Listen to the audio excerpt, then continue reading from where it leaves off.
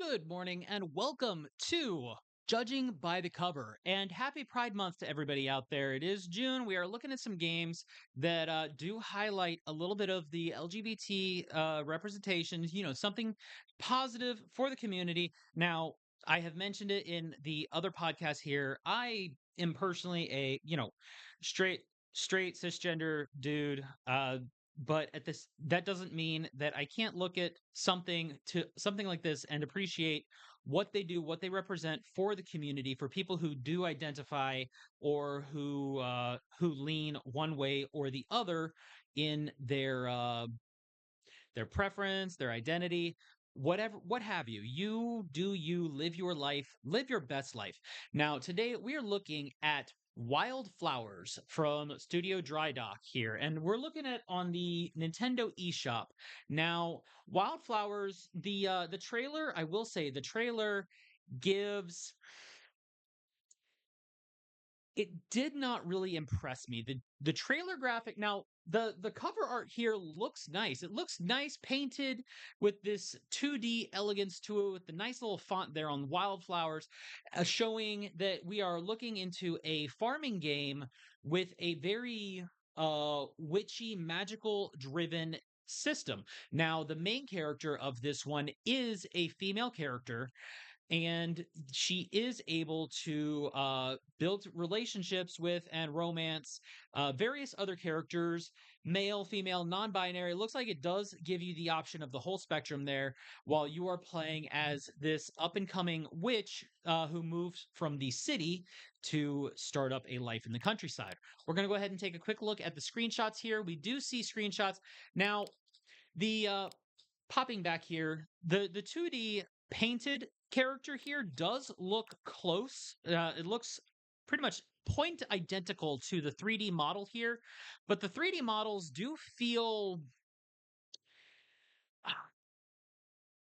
I don't want to say flat or but I don't know. The 3D models and their movements feel very simple. Like they definitely put this together on a game engine with rigid movements and skeletal mapping in mind is at least the kind of vibe that it gave when the characters were in motion. Um, we do see our main character here with their farm animals, chicken, cow, sheep. So, what you expect out of farm animals. Now, because the main character is a witch, I would think that so obviously in this world, magic is a main focus. It is something that exists. So the fact that they're going with only these base animals that you would get in pretty much any other farming game is already kind of a little hindrance here. And this is by no means any issue with the community representation here. This is my thoughts to the game as a whole.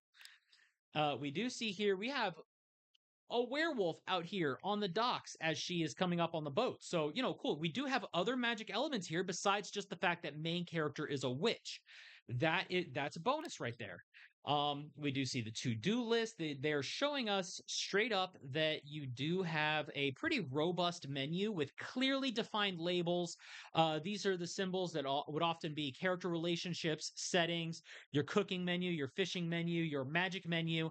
You can kind of tell just from the look of it. It doesn't have to be written in order to be clear. The icons are very well defined for what I would imagine to expect them to be in this what looks like a journal layout with little bookmark tabs up on the left edge. So nice design on the menu layout. I can appreciate that. The the actual crop layouts kind of give me a vibe of what's the one that I played? My time in Portia.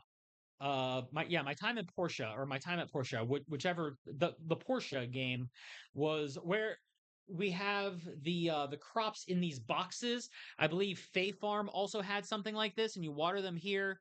Now the iron watering can we do see in the trailer that the tools go through upgrades. You deal with that all that at the blacksmith.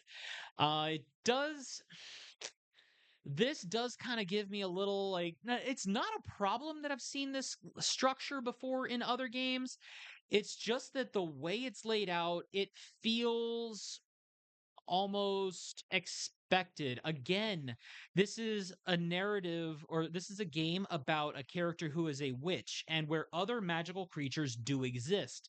But here we see very clearly defined, looks like wheat, green beans, a couple of different kinds of flowers, cauliflower, carrots, very common generic real world crops when they could have showcased, if other, like, if fantasy crops exist in this world, they could have showcased those, make us see something more exotic and unique. The beehive with a tap on it, that's actually kind of cool. So, points for the beehive. We do see what looks like a magical ritual going on here. The Our witch character, is, we are told that she is with a coven, and you are trying to raise through ranks or trying to advance the story with the coven. So there is a kind of main story progression here as you go living with your life here. We do see, apparently, your main character is not the only one that gets married. These two bros here are getting ready to live their happily ever after together. So you know what? Good for them. Again, this is Pride Month. We want to be able to showcase something that gives some positive representation and some positive air to the LGBTQ community. And it looks like this game does have a focus on that. The trailer and the game notes do seem to highlight that, at least to a degree, so that it's something that that can be latched onto for people that are really looking for that. But of course, we are going to be basing our judgment on the game as a whole. The representation does seem to be positive, but we do have more to look at. Now, for the description, join Tara on a heartfelt journey to become a witch in wildflowers. Farm by day and cast spells by night as you craft your cottagecore life and bond with your coven. I can dig the cottagecore thing. I've been on a huge cozy game kick, so I have a little bit of a weakness for this kind of thing.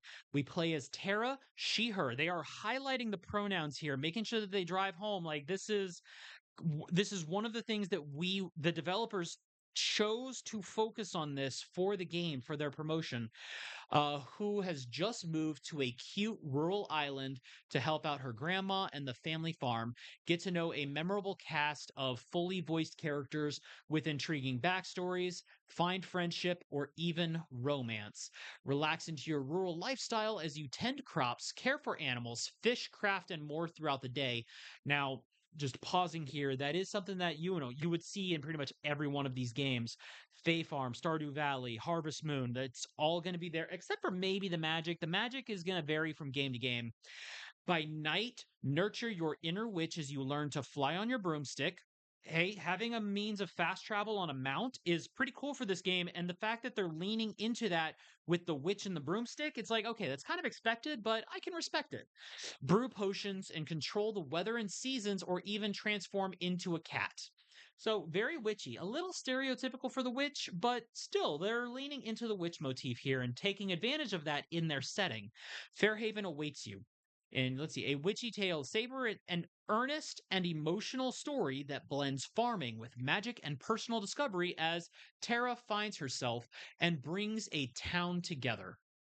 You fully voice acted dialogue in English.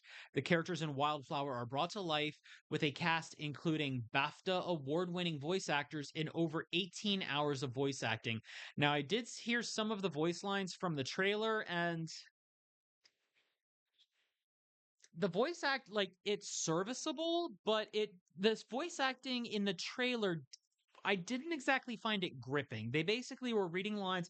They put the requisite emotion and emphasis into the lines, but I don't know. I think it might have been more of an issue of the voice acting and the visuals together made it feel a little more stiff. And if anybody out there who does want to go check out the trailer, by all means do so. Let me know if you think the trailer also had kind of that stiff vibe to it. There are 30 diverse characters, from Natalia, she, her, the local blacksmith, to Sophia, she, her, who runs the diner. Now, they're leaning into a lot of the female characters. Each character in Fairhaven has an intricate backstory waiting for you to love and fall in love with. Again, that is something that I would expect to see in pretty much any of the kind of cozy games that have sprung up over the last decade. You want the characters in the village, in town, and the all the NPCs. You want them to feel like characters you can care about. So them having backstories and backgrounds that you can kind of whether they go into long drawn out episodes of their backstory, or even if you just kind of get hints at their backstory through the interactions and character events that you progress through the game with. There's a lot to go in there, a lot of potential there.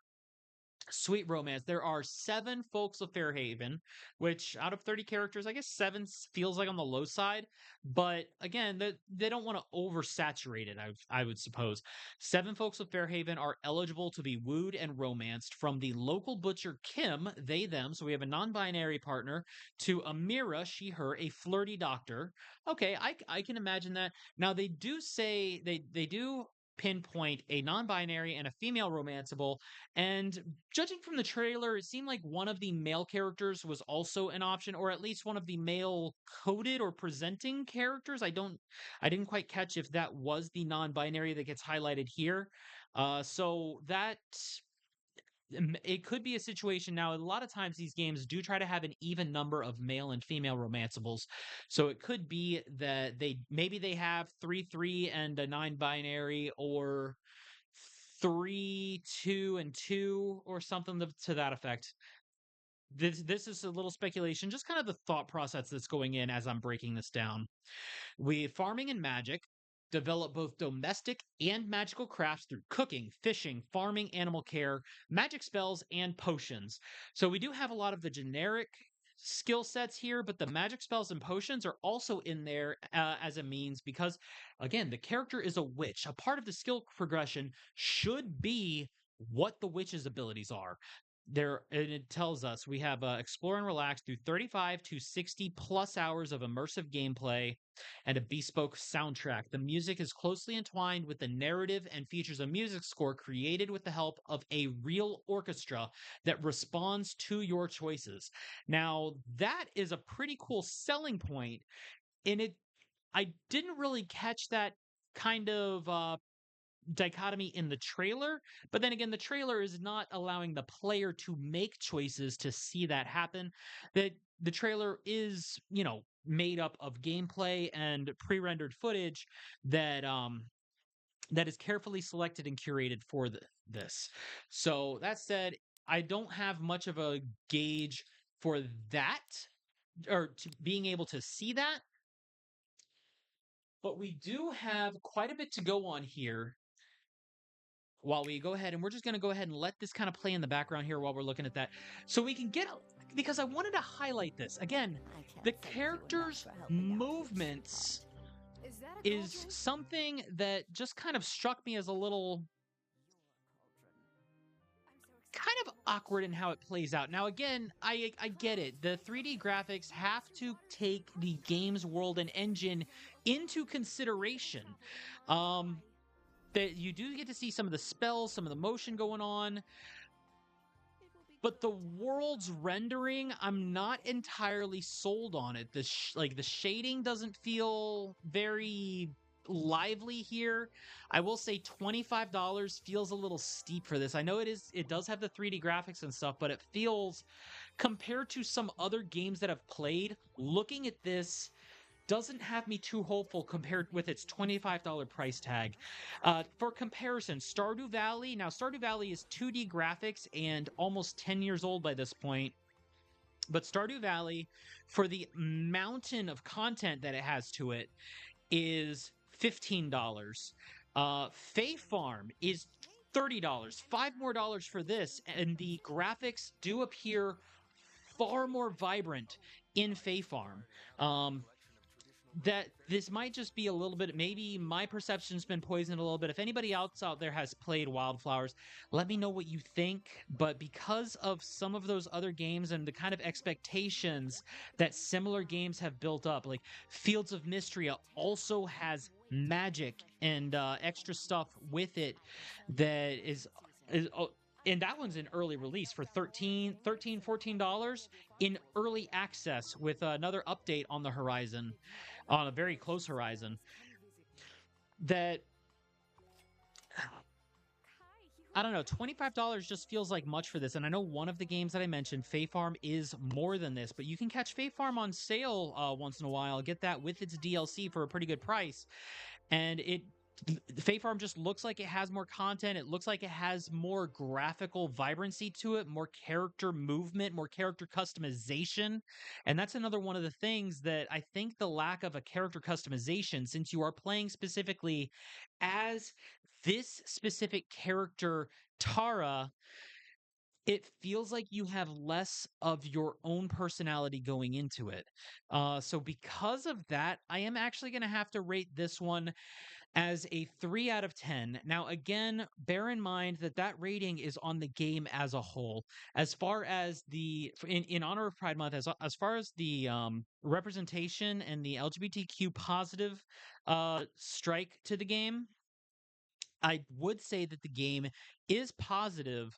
It does allow you some expression there where you're playing as a strictly female character, but you can romance at least from the game's information, it does tell us that you can romance female and non-binary characters.